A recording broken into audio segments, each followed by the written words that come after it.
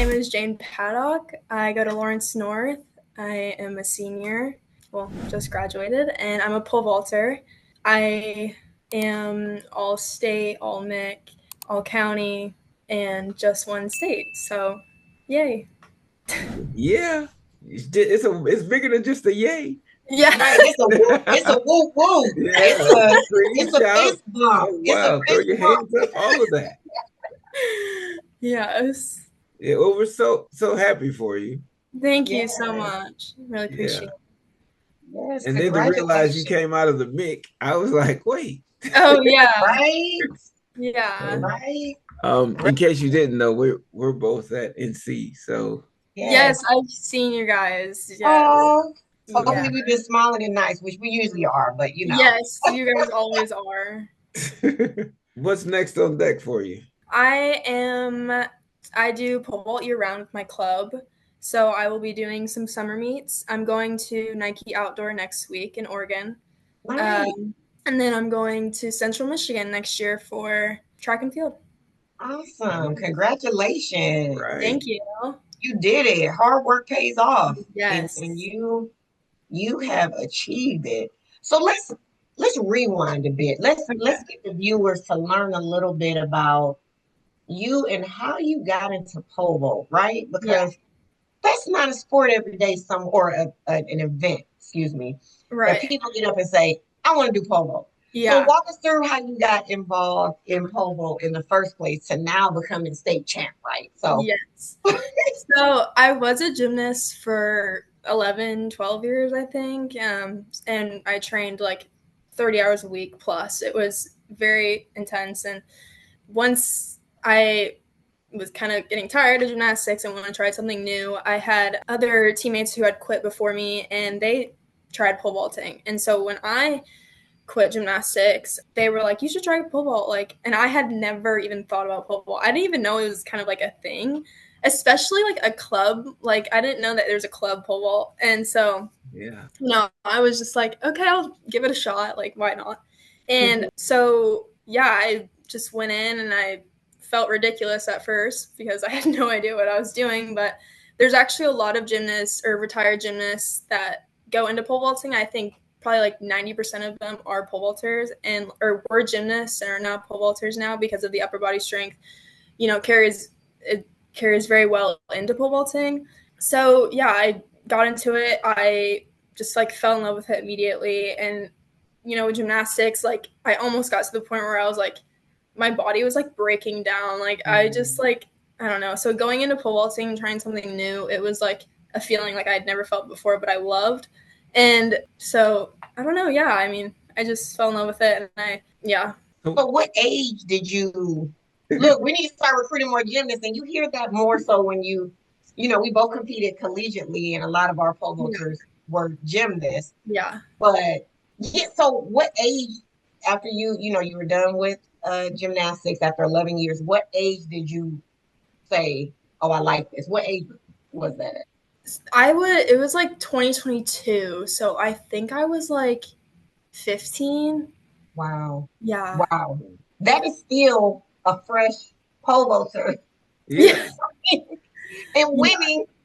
Right. yeah. So that's awesome. So what, like, was that you a freshman or I guess that would have been I was going into freshman year. okay. Wow, Yeah. But wow. I had two knee surgeries, one in September and Mhm, one in December. So I had them 3 months mhm, apart. And so before my knee surgeries, I was like, it was like I was kind of just doing pole vaulting for fun. mhm. And after like my knee surgeries, and I was like, on the mend, and I was recovering, and I'm like, wow, I really miss pole vault. And that's like when I knew that I really loved the sport. And so, yeah, Wow. yeah, That's I mean it's unfortunate, but yeah, at the same time a blessing when you're yes, like when you get to really discover like what it really is that you right. so what would you say? I mean it's short time competing in pole vault. What's been your favorite memory? I would say, my summer meets with pole vault. It's with pole vault elite. That's my club, and the summer meets have been a time where not only do you jump high and you have so much fun, but like it's also like a time that you can bond with your teammates. And I think because of like those summer meets and all that stuff, we take trips to like Grand Haven, Michigan. Like we all like get an Airbnb together and we all are very close knit, and what just makes like the competition and the achievements just more special, just that much more special, because you have them cheering you on and like all that stuff. So I would say it's definitely like, just doing it with your best friends and stuff. It's a similar like similar situation where you have like heptathletes are the same Yeah. way. Like the hep people are there, all love each other and they all, cheer each Yeah. other on and everything else. Yeah. And Paul, you're kind of in those isolated situations in a sense, Right. when it comes to that. But that's cool too. You Yeah. need that type of Yeah. camaraderie when you're going Yeah. upside down, up somewhere, and Yes, Yeah. dropping yourself in the middle of the yes, air. Yeah. Yeah. right. The And body control and trust. right. And I think another thing is like my teammates like have seen like the adversity that I've overcome. And so with the knee surgeries, and then I broke my ankle in September, completely like shattered it. What?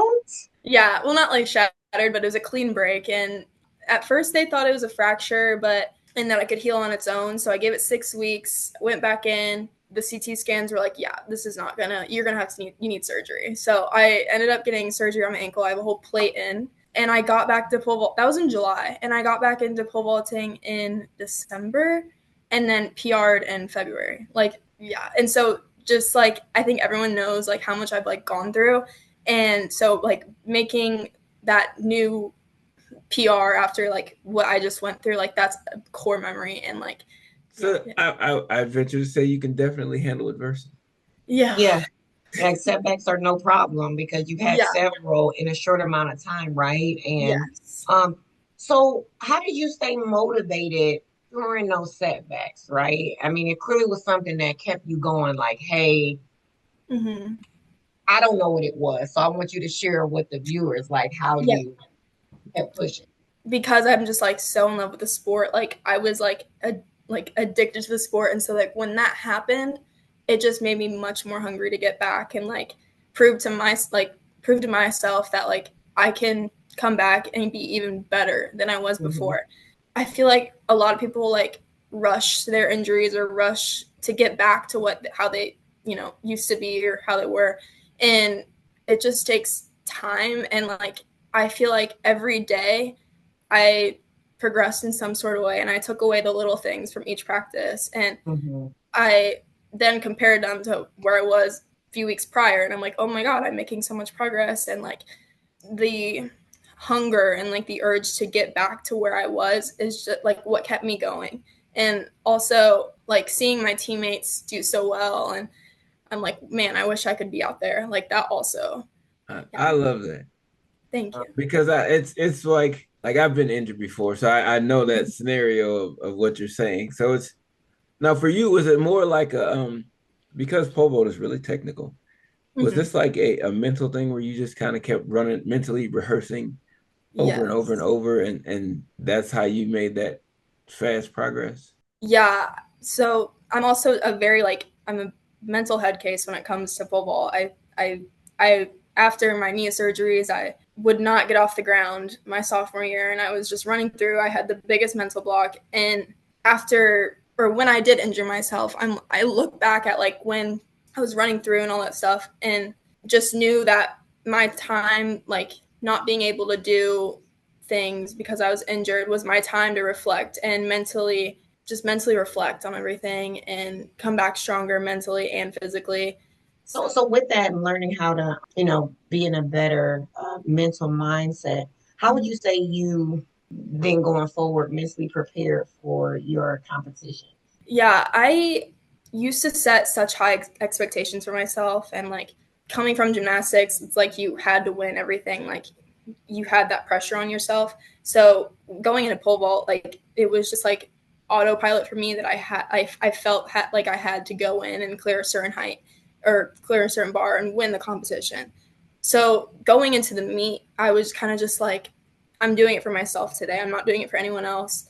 I had no expectation, and obviously like the end goal is like you want to win, but I Mhm. told myself if I don't win, it's frustrating, but like the day will go on. Like you'll have much bigger opportunities in college or, Nike Outdoor that I'm going to next week. So I had no expectations going in, and I just wanted to have fun. And yeah, and I'm very close knit with a lot of the girls in that field. So just seeing them and cheering them on and just doing what we love is kind of how I went into the meet. So you found a way to just eliminate the pressure and be like, we're just gonna go have fun today. Yeah, it took a lot. Yeah. That's cool. Congratulations again. I mean, that Thank was you. this journey from gymnastics to pole vault, now on to college, and who knows what after that. How was your parents? What type of role have they played in this journey? They've just been like my biggest supporters, and they've made sacrifices for me to like give me the opportunities to be that much better and to give myself opportunities like the big meets like nationals and all that stuff. And they've just been so supportive, and like they're and even in my mental blocks, like they helped me overcome it. Like even during times where I was like giving up on myself, like they helped me and they pushed me, and they told me that like, it'll get better. This is just a time in your life where you're struggling, but figuring out how to push through those helped me learn how to overcome it in the future if that ever did happen to me again. So, they just helped me through all of it. And so, Well, one thing we love to do, it takes a village to be supportive of our track athletes. So you talked about your parents and how supportive they are. Share their names so we can give them a shout out and appreciation for what you're yes, doing. my dad is Brent Paddock, and then my mom is Renee Paddock. Shout out to the parentals. You have raised Yes. an amazing young lady. Yes. Yeah, who can overcome the world at this point. Yeah.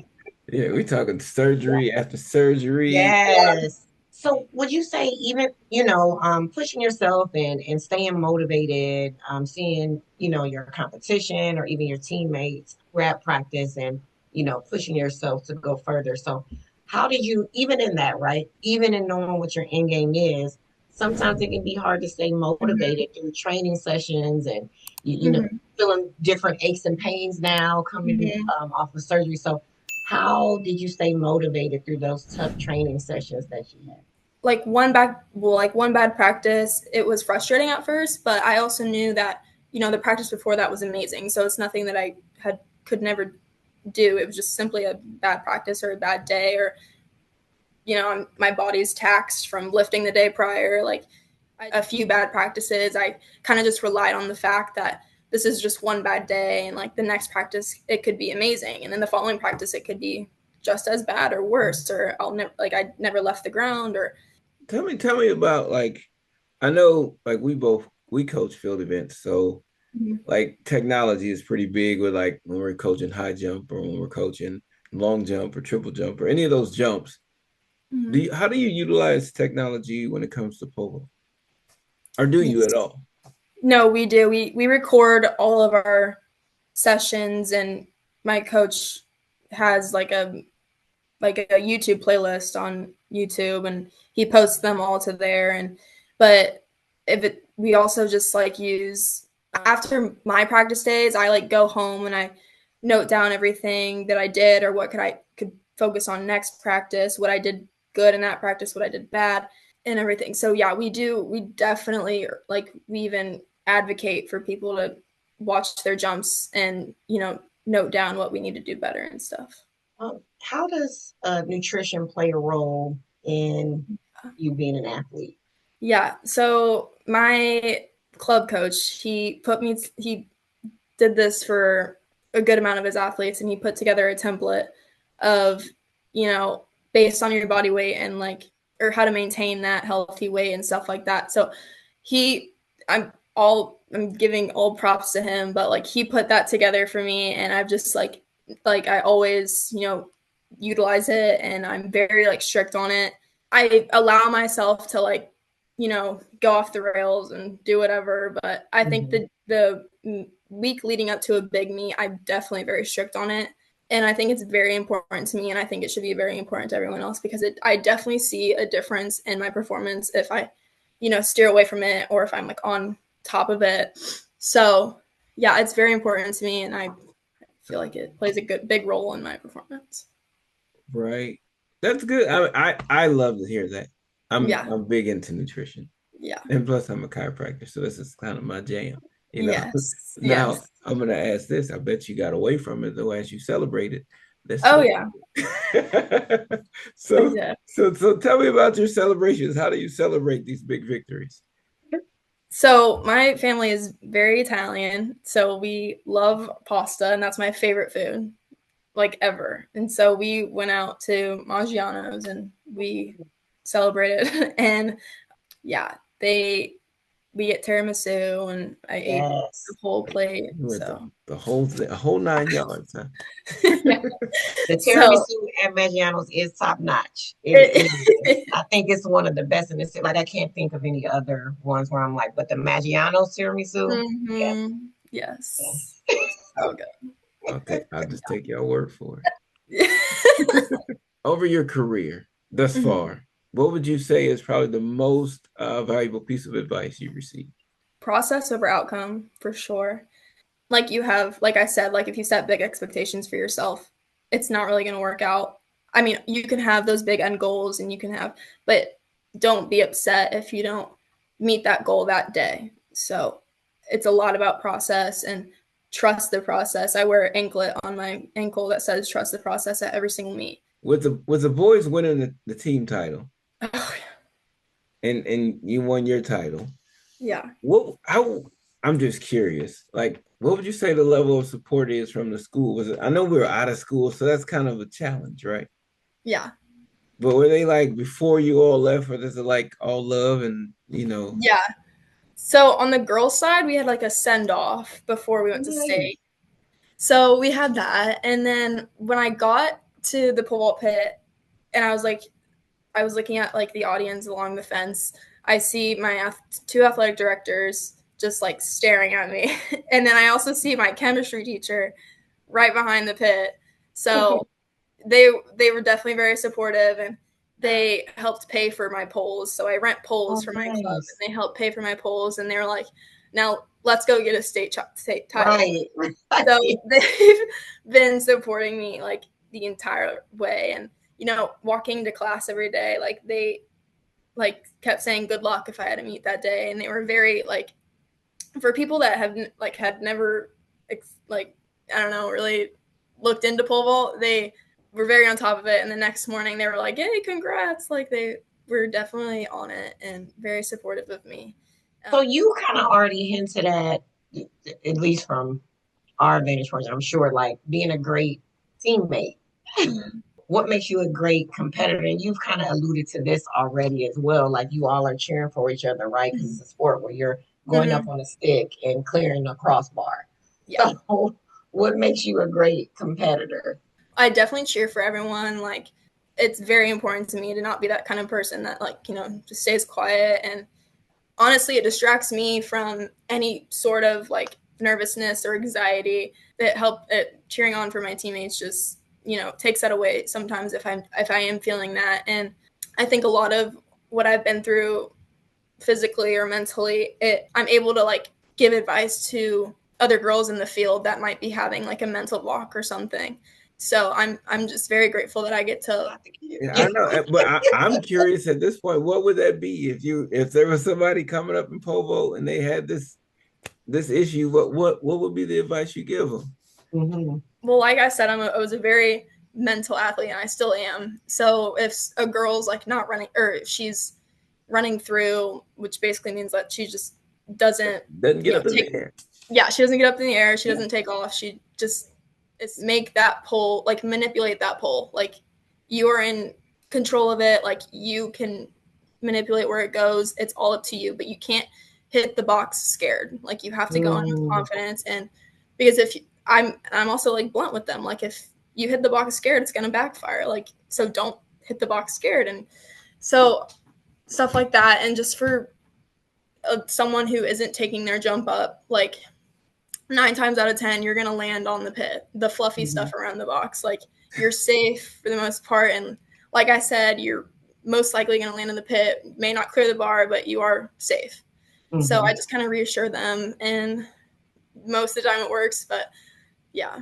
Oh, that's great. That's great advice. It sounds good, right? We learn every time we've had a poser. It's like learning new terminology, right? Because you know, we know the knee drive and everything as you getting ready to propel yourself is similar to knee drive for high jump and long jump. So we learn new things. So yeah, no, I think that's some great advice. And I'm sure it coming from you, who they're probably looking up to, like, oh my gosh, Jane is talking to me. She's giving me advice. I'm going to take it. I think that makes it even more dope. And then you're humble, right? And so to be able to take time for other athletes, give them feedback, whether they're in your team or not, it means you genuinely want everyone to compete at their best. So that's really. Now, if we had to ask your teammates or your coaches to describe you in one word, what would that be? Bubbly. Like, I don't know, I would say I'm bubbly. And I'm able to kind of distract myself from something that like might be getting in my head. I'm able to just like, you know, be immature for a second and make myself laugh and giggle. And well, Jane, if people want to follow along with you, follow your career as you go on to Central Michigan, where should they follow you at? I have Instagram, Jane Paddock04, and Twitter or X or Jane Paddock 15. Okay, so it's 15 on X, 04 on Instagram. Instagram, yes. Awesome. Well, Jane, we're gonna have to get more pole vaulters on here. I'm becoming a fan. Yes. You're like the third pole vaulter we had, and I'm like, oh, pole vaulters are cool people. Yes. I love it. And we keep learning something new from everyone. Well, good luck. Thank you. Yeah, thank you guys. I appreciate it. Yeah. Bye, guys. Bye.